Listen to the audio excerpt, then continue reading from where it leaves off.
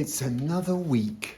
It's another mad, bonkers week in the land of terra firma, starting with Sun. This is on the 24th of March, conjunct Mercury. Sun, essence of you, conjunct 0 degrees, very powerful Mercury. So what happens? Communication, networking, the day you can nail all your communicative issues, meetings and liaisons today. It's all about, it's positive conclusions to meetings and contracts, and you can buy and sell a house today, and you can set up a company today. Anything that's to do with the essence of you. Very, very powerful energy. The moon is also in Aquarius. Moon loves being in Aquarius.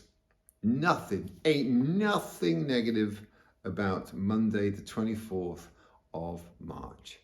It rocks. Mercury sextile Pluto, another good day, Tuesday 25th of March. Mercury, communication, sextile Pluto, rebuilding, deconstructing, reconstructing. So if you need to work with someone else, work with a contractor or a friend or a partner, anything where what is required is benefic, positive, and also somewhat lucky, communicative liaisons, if you like, that are directly applied to deconstructing and reconstructing something, or sort of rebuilding something from scratch. Great day for it.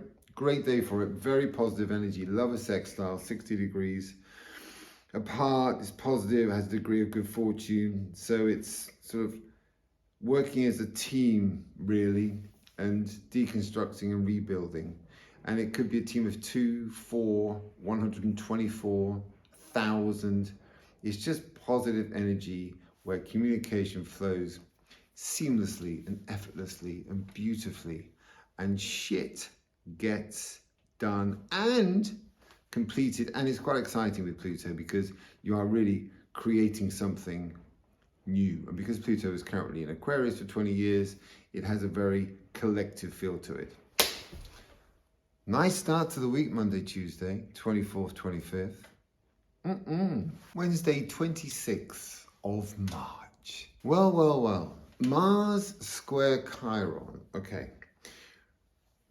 Mars can be volatile, but Mars can be energized. Depends how you utilize it. And when it's square, it can go either way. When Mars is opposite, it's just aggression. It's just like it's a pain in the ass. And it normally results in, I don't know, somebody being on the receiving end of just a beautiful left hook. Bam, bam, like that. Unexpectedly. That's opposition Mars. Square, energized and utilized, or just a bit gnarly, a bit tricky. But when it's square Chiron, and Chiron is a little, it's not been acknowledged as anything really, Chiron, but it sits in between the inner and outer planets. I think, I'm not too sure what the astrological community refer to Chiron as far as I'm concerned. It's magical, it's positive. It's known traditionally as the wounded healer, and the moon is in Pisces, so it may dip into the sort of recuperative aspect of Chiron on this occasion, but for the most part, Chiron is positive mentally, physically, emotionally, and spiritually. But when it's square Mars, you have to utilize the energy in a well-managed way. Because the moon is in Pisces, this may be a kind of day where you want to be reflective, but you can use the energy in a positive way. So it's like, be reflective, moon in Pisces, tap into the positive energy of Chiron, but do it in a sort of managed, energized way to utilize the energy of Mars. Don't go all aggressive ever when Mars is square or opposite. It just gets out of control. So calm usage of energy, reflective, go within oneself, and just sort of like clarify one's inner workings and mechanisms, and just massage the soul. Just make sure you're in a good place and harness the energy of Chiron and the managed energy of Mars to sit at the end of the day and think, yeah, I'm in a better place today, emotionally, spiritually, physically and mentally than I was at the beginning. That is you harnessing perfectly Mars square Chiron. Thursday, 27th of March. Right, a lot going on really. Still got a moon in Pisces. Got Venus backing its retrograding its way back into Pisces for about 2 weeks. Venus conjunct Neptune. There's a lot going on Thursday, 27th. So a retrograde Venus just means that when anything is retrograde, it means relationships can be a little bit wobbly. And then the moon is in Pisces. So it could get, I think if you're in a relationship, today could be potentially volatile, retrograding into Pisces, moon in Pisces. So really you should avoid all emotional conflict because it could get deeply emotional. Like really like, fuck, how for the love of God did you and I end up here? Wrong day for it. Wrong day for it. Just don't think, right, I feel like a really deep dive into my personal relationship. Not on the 27th of March 2025 should you even entertain the idea. Madness if you do. Now, and this is if you're in a relationship. I think if you're single, it could be actually quite a cool day because we've also got Venus conjunct Neptune. And Venus conjunct Neptune is like, it's really sort of like mystical, serendipitous, kismet-esque, kind of like that. I think they're my soulmate. I think I've just met my freaking soulmate. I'm 129 years old and I finally found or located my soulmate. But the thing is, Venus conjunct Neptune is very illusory. It's magical. It's ethereal. It's sort of fairy tale-esque, Venus conjunct Neptune. I think they're my soulmate, but they might be my nemesis. I think this could be it. Yes, maybe. You know, it's a kind of day when you'll either meet the love of your life, your soulmate, and it's real, or you meet the love of your life and your soulmate, and it turns out not to be real. Because Neptune is illusion, and it's Venus, and it's love, and it's also fiscal. Sure as I wouldn't be signing a contract today. Venus, financial planet, Neptune, illusion. It's positive, this energy. It's Venus conjunct Neptune. But Neptune is always a little bit dodgy and always a little bit illusory. So there's an awful lot going on. So if you're going to sign a financial contract, quadruple check it. If you think you found your soulmate, I don't know, just due diligence. Like, show me a passport. Where are you? Who are you? Where are you from? Are you really that? You know, you kind of need just to clarify everything when Venus is conjunct Neptune when it comes to all things love and all things fiscal.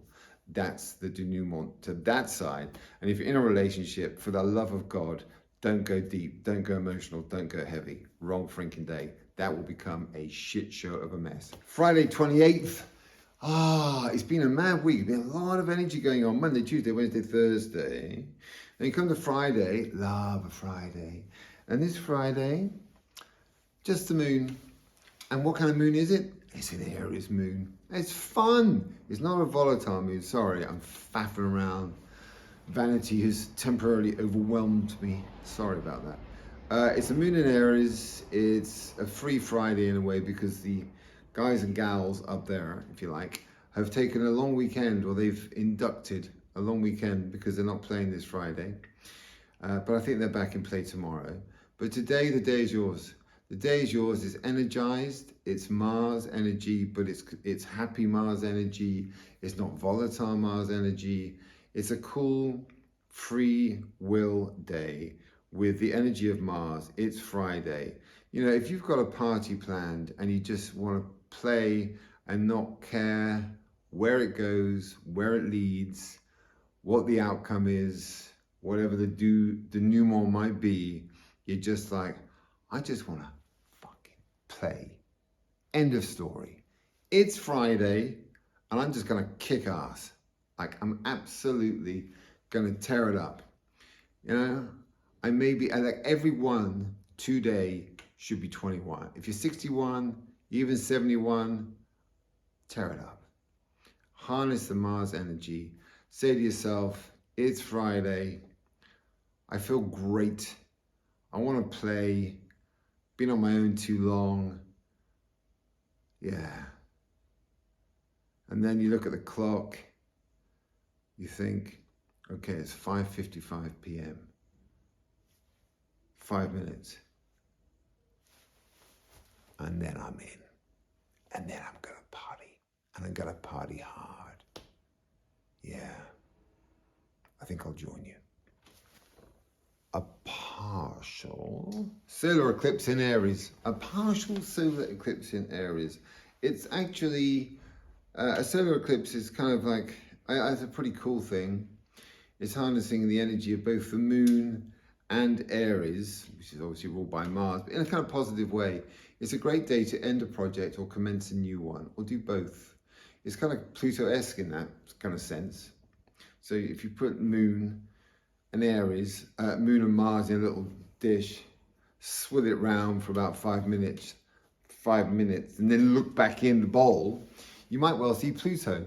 I've never really considered that before, that if you fused the moon and Aries, you might end up with Pluto. Kind of makes sense in a way. Anyway, it's positive energy. It's Saturday. It's still kind of like positive energy that can be utilized and harnessed in any way you choose, thanks to the infusion of a little bit of magic moon dust, courtesy of a partial lunar eclipse. Nice day, get a lot done. You can either be practical, level-headed and grounded, or you can go a little wild, you can get a little experimental, you can kind of go anywhere on this particular day. And it's Saturday. And we all love a Saturday where anything goes, courtesy of partial lunar eclipse in Aries. Wow, this is some kind of day. Mercury entering Pisces and Neptune entering Aries on the same day. This is indeed a magnificently rare occurrence. And it's, I mean, gosh, you know, let's break it down. Mercury into Pisces. So really you could think, because Mercury is about networking, it's about communication, it's about the arts, it's about writing and literature, it's about contracts. So when Mercury is in Pisces, not overly comfortable, really. So it's like, well, how do I, you kind of take out the networking, take out the contracts, take out anything kind of practical. When Mercury enters Pisces, the written word really comes into play. I love the axis, Pisces, Virgo axis in natural writers.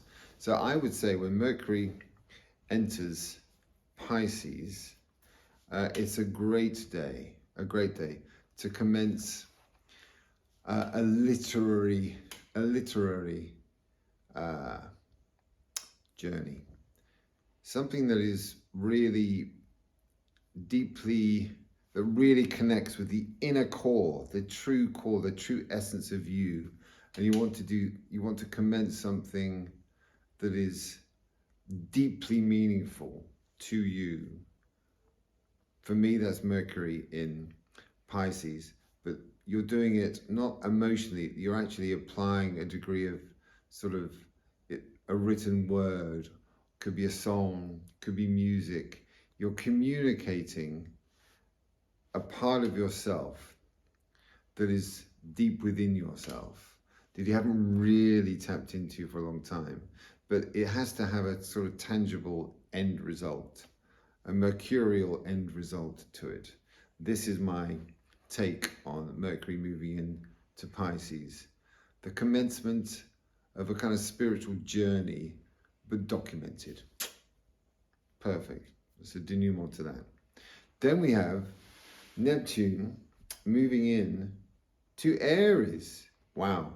The ethereal, like fantasist, idealist, moving into Aries.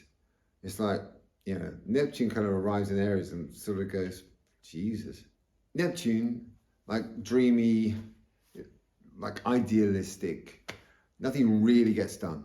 Nothing really gets done. It's all very slow, and you sort of on Monday you drift off down that avenue, and then wake up Tuesday and you drift down another avenue, and then by the end of the week you've created absolutely jack shit. Ethereal, you know, idealistic, oh, it'll be okay. Oh, hello, nothing's got done. You get Neptune shuffling. It's a meandering, sauntering, gliding into Aries. Aries is like, Neptune, get your shit together. I love your art. I love your creativity. I love all things ethereal that you're trying to create, but there's no frigging direction because you're an idealist. Not anymore. Come here. You're now in my house. You play my game. I am Aries. I provide you with energy and a degree of direction. So if you have been faffing around for God knows how long, trying to create something magical, procrastinating in the ethereal universe for too long, now is the time, with Neptune moving into Aries, to finally complete this creative work of absolute perfection, to put it into motion, to make the fucking thing happen. Utilize Neptune in Aries. Creative processes that have been drifting along with no end result for decades. Now is the time to get your shit together and present to the universe your creative brilliance, your creative mastery. Neptune in Mars, no, Neptune in Aries. Now is your time. So that is the completion of another merry week in the universe the universe that is terra firma, courtesy of ethereal realm, the firmament. So I wish to say, as always, that this is a duet between you and I. I love what I do. I'm always happy to impart my knowledge, and you are, as always, receptive and kind. You truly, I say it every single week, I need to laugh. I take what I do so seriously. It's ridiculous. I'm an absolute perfectionist, Virgo moon. But I don't take life seriously, so I love the light-hearted nature of your responses, and I love your sort of the fact you get it, you understand my fusion of Eastern and Western is magical. So please do continue to follow and or subscribe, and I will continue to do my shtick, as 'twere. Still in Italy, returning soon to the United Kingdom. And so I will obviously say, from an English perspective, bye. It sounds kind of like rather numb and dull. But if I say, ciao, it's more merry. There's more merriment in that particular word. So, ciao, arrivederci from Italia. I think that confirms that my Italian accent is shit. See you next week.